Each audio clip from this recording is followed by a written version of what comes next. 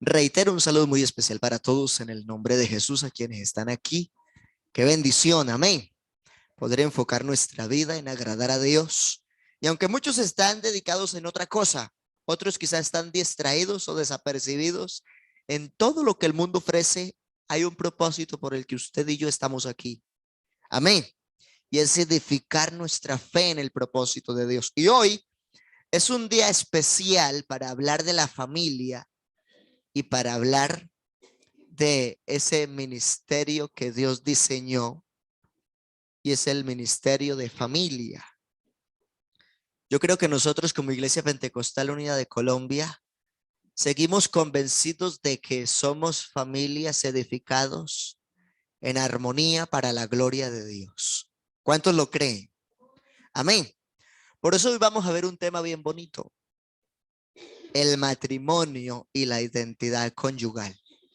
Y hoy esto aquí debería estar lleno de esposos y esposas. Gloria a Dios por las esposas que vinieron. Y déjenle un regaño a los esposos que no están por ahí, porque necesitan estar aquí. No, es que es culto de Dorcas, entonces yo no voy porque soy de mujeres. Pero resulta que muchas veces hay que hablar a la familia y los varones no están. Amén. Entonces vamos a enviarles esos saludos en esta hora a ellos también para que aprovechemos el tiempo. Leamos la Biblia, Efesios 5:31, y nos enfocamos en el tema porque el tiempo avanza muchísimo. Ya son las 7:36 y espero que estos minutos los aprovechemos bien. Amén. Leamos la palabra del Señor.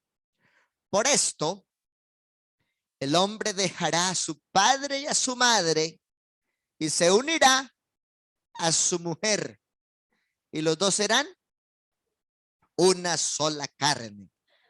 Alguien dijo una sola carne grande. No, ya es una sola carne. No importa si uno es más grande que el otro. Ahora son uno en Cristo.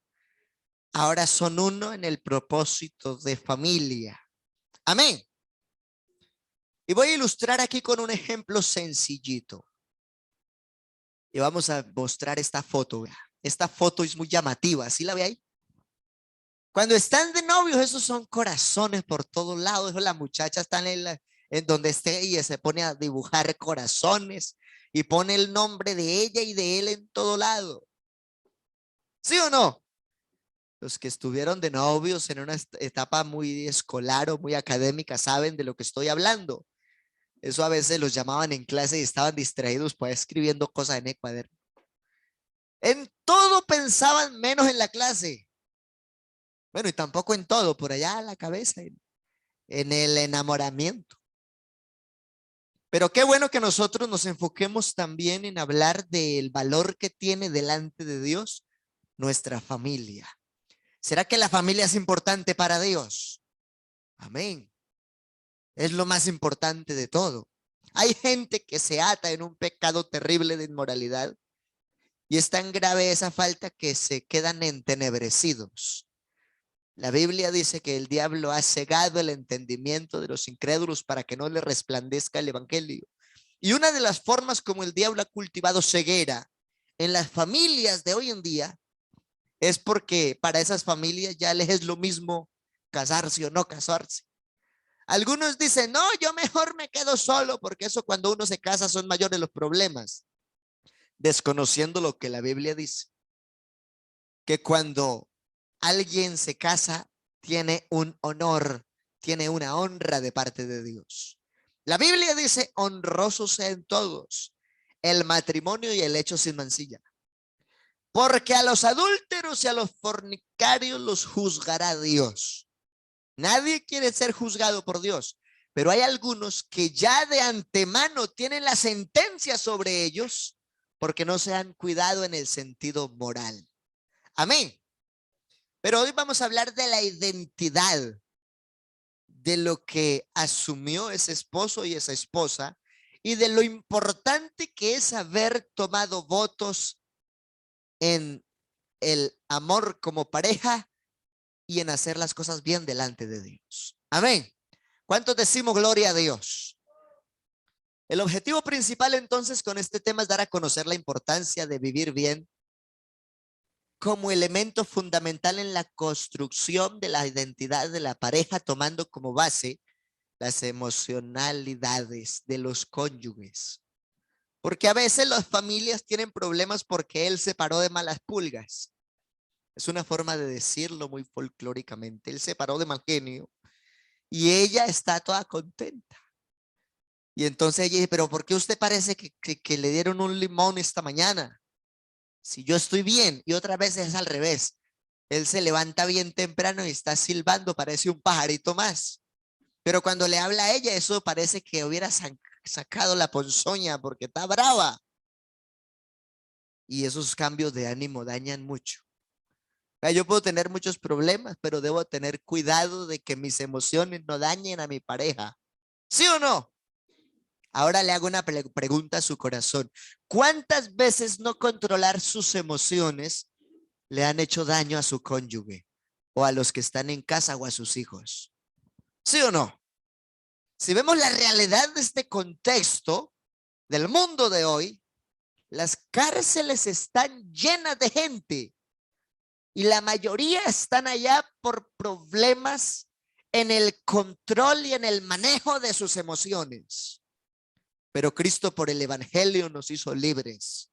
Y Él nos enseñó a dominar nuestro carácter, porque la Biblia dice que no nos ha dado Dios espíritu de cobardía, sino de amor, de poder y de dominio propio. Y el dominio propio es esa capacidad de gobernarse y administrarse con justicia, con equilibrio, con equidad, con virtud.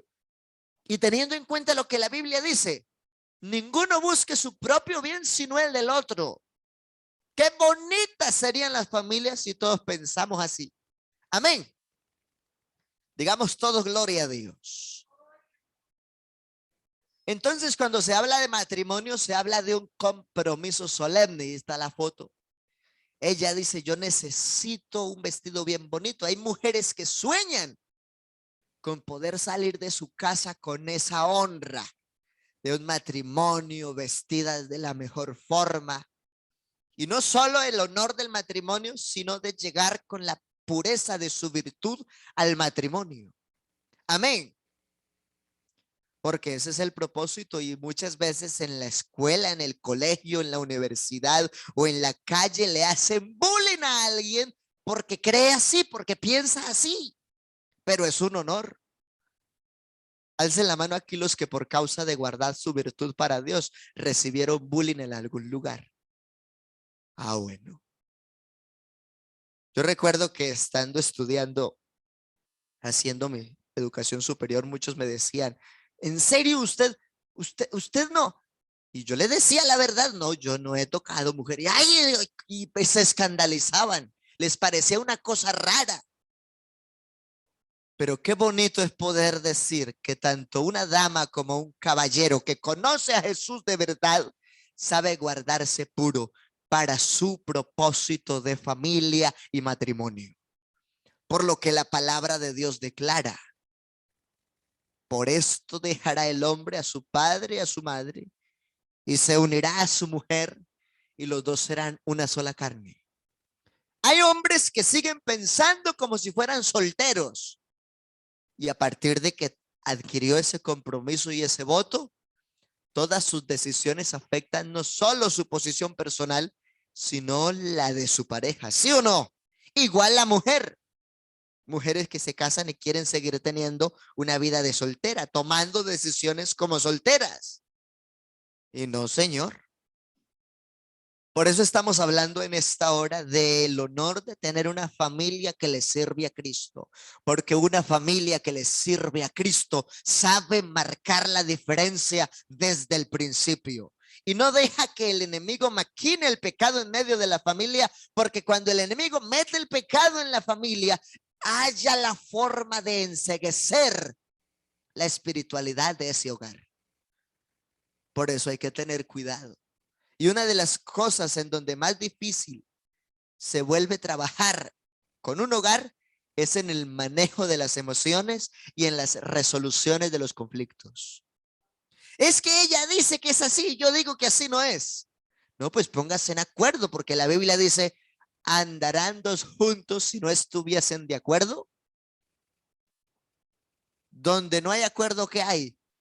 desacuerdo, y el desacuerdo es desorden, y el desorden es caos, y el caos es contienda, es división, es dolor, es tristeza, es pereza. Por eso hay gente que no es feliz, porque no saben vivir honrando los votos que se hicieron en el matrimonio. O peor aún, algunos tienen una felicidad aparente, pero delante de Dios tienen una deuda enorme, porque están viviendo con un lecho mancillado. Mancilla significa mancha, y en la Biblia esa expresión habla del pecado de un par de personas que se involucran fuera del matrimonio. Entonces, tenemos que hablar de estas verdades. Efesios 5:31, ya no son dos, ahora son uno. Y para que las cosas marchen bien, deben haber acuerdos. Y a veces no es fácil, porque ella tiene un estilo de vida con una cultura distinta. Sus papás le enseñaron unas cosas en un lugar del mundo, y resulta que el indio, que digamos el ejemplo, este indio, es de otro extremo, de otra cultura, de otro estilo, de otra personalidad. Y cuando se juntan esos dos extremos para hacer una familia, lo natural es que hay choques a veces y hay confrontaciones. Pero si queremos vivir en la bendición de Dios, hay que hacer acuerdos. Amén.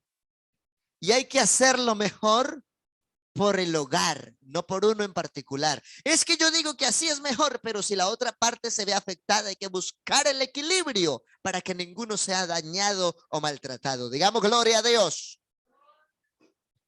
La expresión divina que constituye el matrimonio y que enmarca el comienzo para construir una vida de pareja, una familia, es lo que resalta este texto bíblico. ¿Cómo construimos familia? La antesala de un buen matrimonio es un buen noviazgo. Cuando ese par de novios ya andan agarrados, no se imagine cómo van a estar de casados. Y a algunos se les dijo, no meta la cabeza todavía, espérense. Escuche consejo, reciba la enseñanza prematrimonial y déjese orientar.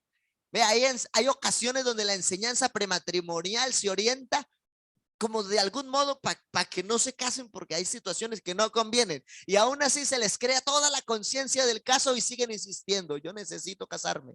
Entonces, bajo plena conciencia y absoluta consejería, después de haber puesto los puntos sobre las íes, se llega a esa buena decisión. Pero nunca olvide que un buen matrimonio tiene como resultado de antesala una buena relación de noviazgo.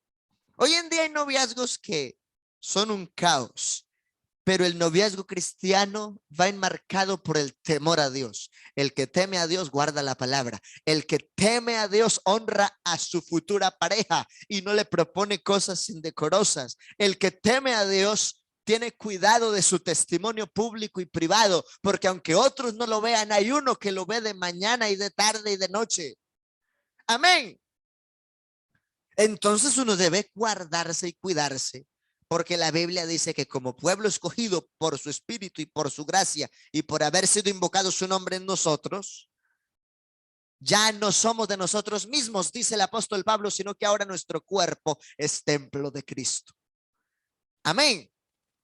Entonces, si ese creyente se considera un vivo templo para Dios, es un creyente celoso de buenas acciones y por lo tanto se va a cuidar él y va a ayudar a cuidarla a ella o viceversa.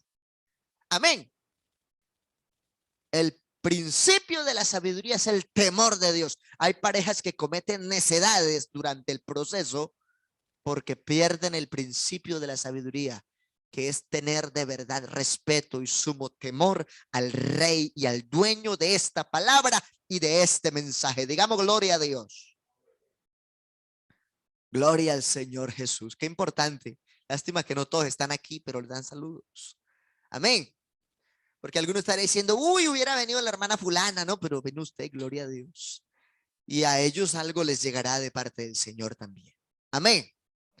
Se nos bloqueó otra vez el computador. Lástima.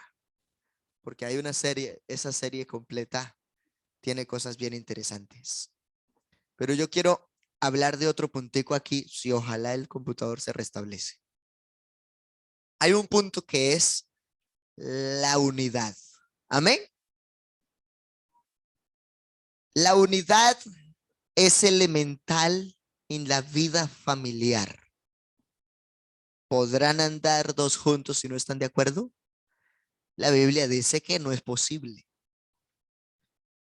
La unidad implica también una causa de haberse separado bien. ¿Usted cómo así? ¿Cómo así? ¿Cómo así que la unidad implica haberse separado bien? Si yo me quiero unir plenamente con mi esposa, tuve que haberme separado bien de mi papá y de mi mamá, porque ya no soy una unidad con ellos, ahora soy una unidad con mi esposa. ¿Sí me estoy haciendo entender? Pero hay muchachos que se casan y cada que hay un problema, timbra ese teléfono para donde la mamá o para donde el suegro, o viceversa, o para cualquiera de los lados. O ya se necesita madurez. Las cosas bajo ese compromiso se asumen en familia. Amén. Ahora, hay muchachos que, aunque dicen que se unieron en el vínculo del matrimonio a su pareja, parece que emocionalmente siguen ligados y no han cortado el cordón umbilical. Y entonces hacen show. Es que yo este fin de mes tengo que ir a mi casa como sea, pero ya tiene una nueva casa. Es que yo tengo, y sí es importante visitar la familia, pero hay cosas puntuales de ese nuevo hogar en la que papá y mamá antes ya no se involucran. ¿Sí o no? Y si no, la Biblia no hubiese dicho, dejará el hombre a su padre y a su madre, se unirá a su mujer y serán una sola carne. Amén. Entonces hay muchachos que se casan, pero económicamente siguen dependiendo de papá y mamá. Hay que cortar el cordón umbilical. Que no, que es que él no pudo hacer y que tal y tampoco ubica una estabilidad laboral, entonces coge para la casa del suegro o para la casa de la suegra. No, pues que nosotros nos vamos a juntar aquí mientras tantico, mientras sale algo para hacer. Entonces, si usted no quiere sufrir, planifique bien su futuro antes de casarse. Por ahí secularmente dice el dicho, el que se casa quiere qué y costal para la plaza. Suena chistoso, pero es verdad o no. Si no está seguro de esa responsabilidad, planifique primero su futuro. Antes de un noviazgo, defina cómo va a seguir viviendo y cómo va a sostener verdaderamente una familia. Y también hay que recordar que la antesala de un buen noviazgo es una amistad madura. Aunque hay algunos que se distinguieron en en el primer encuentro y en el primer encuentro arman la primera cita para ser novios. Pero lo ideal es tener un conocimiento previo de amistad. Entonces, las palabras claves que estoy trayendo aquí ahora es dejará, unirá y serán uno. De los términos originales en la Biblia, dejará asap, unirá davak y carne, que son uno ahora, basar. Esto hablando de que el que dejó su casa renunció a los derechos que tenía allá, porque ahora es parte de unos derechos y de unos deberes en una nueva casa. Y bueno, vamos a seguir avanzando para no redundar mucho aquí. Lo que estaba diciendo ahorita, algunos dependen después de casados todavía de papá y mamá. Tienen que desarrollar esa independencia patrimonial también. Aunque no se puede negar que hay familias que tienen la forma de ayudar a labrar un mejor futuro a sus muchachos. Pero hay que saberlo hacer porque algunos se quedan ahí dependiendo toda la vida del amparo de sus padres y no desarrollan esa individualidad y esa integralidad. Ideas centrales de los principios de la familia. Entonces, lo que yo les estaba diciendo, antes de unirse tiene que tener claro por qué se separa de papá y mamá. Porque lo que tenía allá ya no lo va a tener ahora. O lo va a tener de una manera distinta. Por ejemplo, se van a reunir entonces los suegros, los consuegros, los muchachos. Y entonces la suegrita dice, no, mijita, no me le haga el arroz así porque a él le gusta diferente. No, no haga eso, hermana, si alguna suegra lo hace. porque ellos deben enfrentar su propio proceso. Algunos se ríen, recuerdan historia. Digamos gloria a Dios. O él que le dice, no, mijita, es que a él la forma de trabajar es distinta.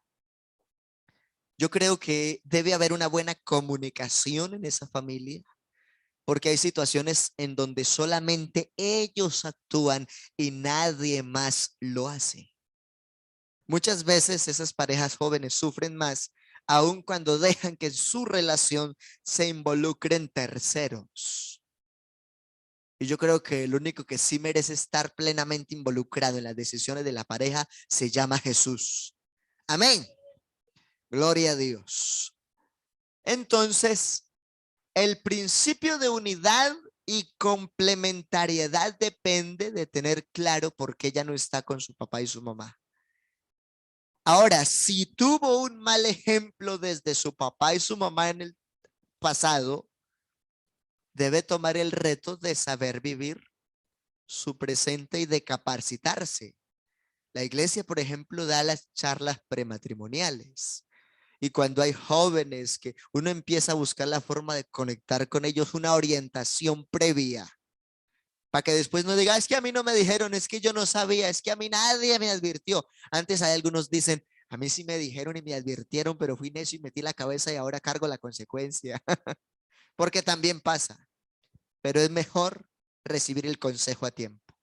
El emocionar de la vida en la pareja es determinante, porque a veces el uno puede estar muy contento, pero el otro puede estar como un limón. Y si no se sabe manejar eso, no van a ser felices. Hay que saber comprender al otro, aunque no sea fácil, porque a veces uno está estresado pensando en otro montón de problemas. Y en medio de tantas cosas, ese cónyuge le dice, vea, pero usted se estresa por tantos problemas y quiere resolver hasta los problemas de otros, pero no hemos resolvido el nuestro.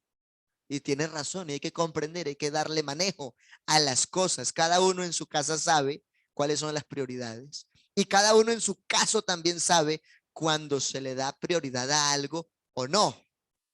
Entonces, la inteligencia emocional es una destreza que nos permite conocer y manejar sentimientos, entender los sentimientos de los demás y sentirnos satisfechos y ser eficaces en la vida. Entonces yo estos días hablaba con alguien y le decía, canalice esas emociones por medio de la fe. Y cuando tenga un momento así difícil, piense, ¿qué haría Jesús ahora en el caso en el que yo estoy? Y pida a Dios en oración porque la Biblia dice que el Espíritu de Dios nos guía a toda verdad. Amén. Entonces, si yo conozco bien los sentimientos de mi pareja y sé claro también lo que quiero y lo que me pasa y lo que tengo, puedo ayudar a resolver el problema. Hay algunos que son parte del problema. Cuando hay un problema, hay que buscar formar parte de la solución porque el problema ya está. ¿Sabe qué es lo más duro? Que hay otros que no son parte de la solución. Antes agudizan el problema con la cataleta, la peleadera, los reproches, los reclamos sin saberlos hacer. Y hay que saber hablar para resolver las cosas. Yo creo que aquí la base sigue siendo la comunicación, la inteligencia emocional. Bueno, esto ya se habla un poquito de la parte biológica, cómo sucede en el cerebro. Uno de los centros emocionales de nuestro cerebro es el radar que detecta los peligros y el punto desencadenante de emociones como la angustia, la ira, el miedo, el impulso, y ahí se ve resaltado en un colorcito. Y cuando se habla de un secuestro amigdalar, es que no pensamos con claridad, no nos concentramos en lo que estamos haciendo, somos incapaces de aprender lo que es nuevo o importante. Entonces, hay gente que si no maneja una buena inteligencia emocional, se secuestran en su propia burbuja, no deja que nadie les ayude, aunque a veces necesitan ayuda. Y lo peor es que se cierran a la posibilidad de aprender algo que sí necesitan y le hacen daño a otras personas que los rodean por lo mismo. Entonces uno debe saber, si yo tengo un problema y debo pedir ayuda, ¿cierto? Y no cualquier ayuda. Hay gente que le cuenta su problema al vecino de la cuadra Yo siempre he dicho, si usted tiene un problema, consulte con el experto. Amén. Por ejemplo, hay gente que tiene problemas de economía, pero resulta que el pastor no estudió economía, ¿no? Entonces, de algún modo, si se acerca al pastor, el pastor dice, conozco a alguien que es administrador financiero, con experiencia en empresas, tiene trayectoria. Entonces, yo no sé de eso, pero le voy a orientar con alguien que sabe y que es experto. O a veces la gente llega donde el pastor por un problema médico. Uno no es médico, uno ora y Dios puede hacer el milagro. Pero la parte natural y secular nos dice que hay que redireccionar a que se oriente con aquel que es experto en esa área. Pero por encima de todas las ciencias, hay cosas que no se resuelven con nada más. Fue al médico y el médico le dijo que no hay remedio, que no hay nada que hacer, que lo desahucia. Fue al psicólogo y después al psiquiatra y le dijeron que no tiene control. Hay uno que es el experto por excelencia y se llama Jesús. Cuando ninguna ciencia puede hacer algo para ayudar a alguien o para ayudar a una familia, hay uno que es todopoderoso y ha dicho en su palabra, no temas, yo te ayudo. ¿Cuántos lo creen? Él es todopoderoso. Muchas veces consultamos cualquier otra cantidad de expertos y de último dejamos para consultar con Dios cuando sería mucho más fácil resolver las cosas. Amén. Digamos gloria a Dios. Entonces, la competencia emocional, cuando el hombre se pone en los tacones de ella y ella se quita sus tacones y se mete en los zapatos de él, ahí es cuando se entiende la verdad de las cosas. El problema es que pocas personas hacen eso. ¿Cuántas veces usted se ha dicho, oiga, voy a hacer de cuenta solo para reflexionar que hoy soy mi cónyuge? ¿Por qué piensa así? ¿Por qué hace las cosas así? Ubicarse en el lugar del otro ayuda a comprender mejor cómo resolver el problema.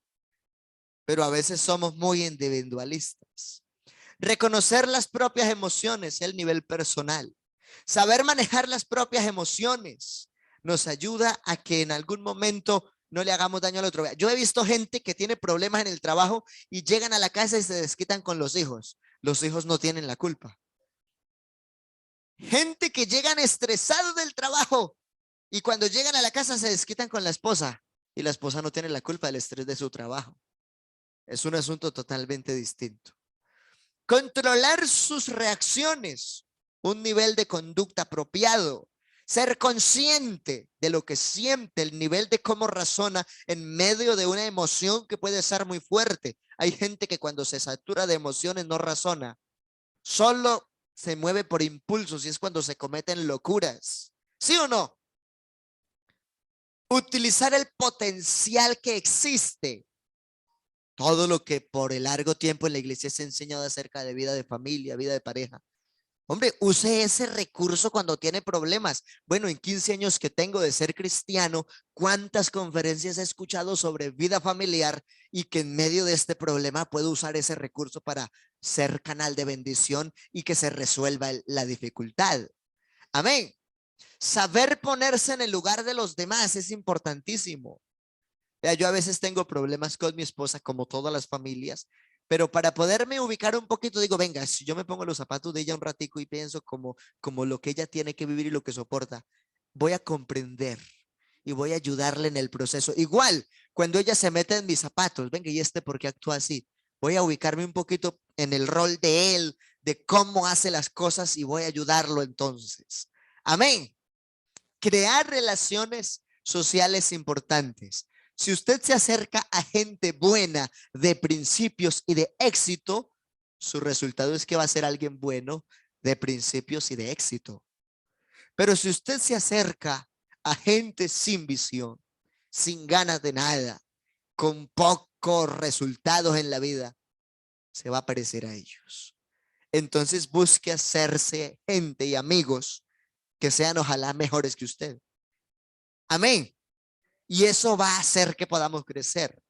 En el caso de nuestra familia, entonces debemos cultivar al otro. Si yo me pongo a mirar todos los días los dos errores de mi pareja, eso produce algo que se llama perder el afecto por causa de los errores y las malas conductas.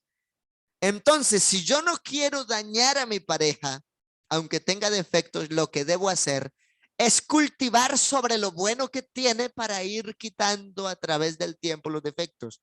¿Y quién dijo que iba a ser fácil? A veces cuando las palabras no funcionan, hay que dar el ejemplo. Pero yo conozco esposos que dicen, no, pues si ella quiere ser victoriosa, que se ponga a orar. Si ella no ora, usted como esposo tiene que darle ejemplo. Pero hay hombres que son flojos para orar y a veces dicen, no, si ella es una mujer virtuosa, ella edifica la casa. La Biblia también habla del varón de honor y también habla de lo peligroso que es cuando un hombre no cumple su rol como sacerdote y como padre de familia en todo el área. Entonces vamos a orar y vamos a continuar con esto después. Ya son las 8:06. No me había dado cuenta del tiempo. Estemos de pie y oremos. ¿Para cuánto es una bendición recordar estas cositas? De pronto aquí hay algunos que no son casados o de jóvenes ya tuvieron su familia, pero recordar estos principios les puede ayudar para aconsejar a alguien joven. ¿Sí o no? Porque todos a su tiempo necesitamos consejo. Hay gente que sufre por falta de un consejo a tiempo. Tenga en cuenta lo que usted siente para que así pueda hacer algo correctamente. Coordine lo que hace, porque cuando tenemos un desorden y no nos coordinamos, recuerdo a mi pastor que en algún tiempo, hermano Juan de Dios, decía, ¿qué está haciendo? Y yo, por aquí coordinando cosas.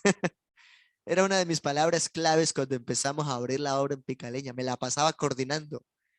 Y es algo que nunca debe detenerse en su vida de familia y de pareja. Coordine bien las cosas, enfoque sus sentimientos de forma positiva y haga no solo por su bien, sino por el bien de su familia, de su pareja, su cónyuge, sus hijos. Amén. Vamos a orar dándole gracias a Dios, porque es un tema sencillo, no fuimos muy efusivos hoy, pero nombramos algunos detalles elementales muy importantes para que la familia florezca en victoria. ¿Sabe por qué hay familias en derrota?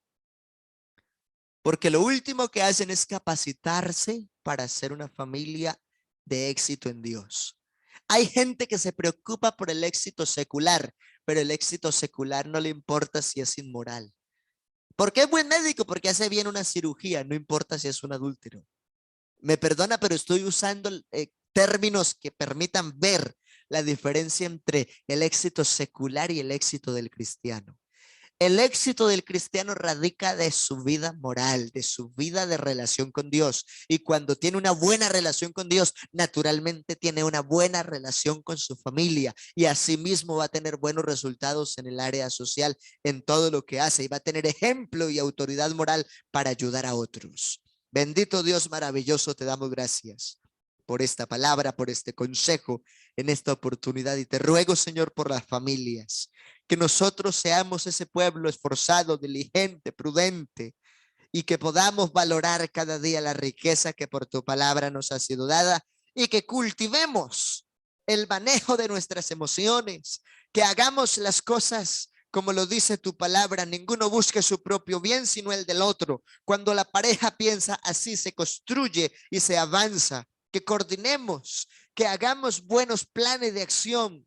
Nadie planea fracasar, pero mucha gente fracasa porque no planea en la voluntad de Dios. Señor, ayúdanos a ser un pueblo sabio, que el temor a tu verdad sea nuestra dirección todos los días. En el nombre del Señor Jesús.